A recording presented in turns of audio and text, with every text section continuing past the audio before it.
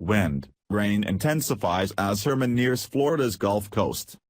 Tallahassee, Florida. Fierce winds and heavy rains are making their way toward Florida's Gulf Coast early Friday as Hurricane Hermine approached land. The storm, just south of Apalachicola, Florida, is pushing sustained winds of 80 miles per hour. Hermine could produce wind gusts of up to 100 miles per hour. National Weather Service meteorologist Jane Hollingsworth said Hermine is expected to make landfall around 1 a.m. ET, but a strong band of the eastern eye wall was already coming ashore, driving severe weather. In all, 500,000 Floridians were under a hurricane warning late Thursday. As of 11 p.m. ET, the eye of the storm was roughly 75 miles southwest of Keaton Beach, Florida.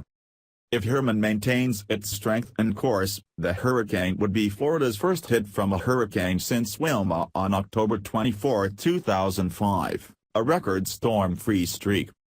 Florida Governor Rick Scott, who issued warnings on the dangers of the storm, urged people to gather emergency supplies and to move to shelters across the state.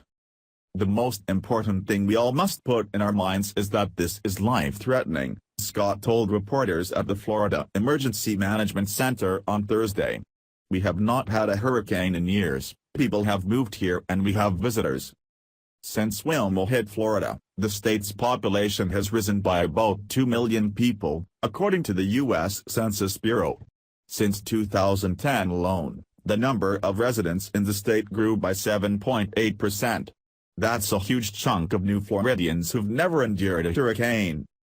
Hermine is the fourth hurricane of the 2016 Atlantic hurricane season. Tom Rafferty, who has a residence a few hundred feet from the Gulf of Mexico in Cedar Key, Florida, was forced to evacuate his home. About 10 o'clock, watching TV. "I said, oh, it's going to blow over. I can hear the rain and, twigs falling.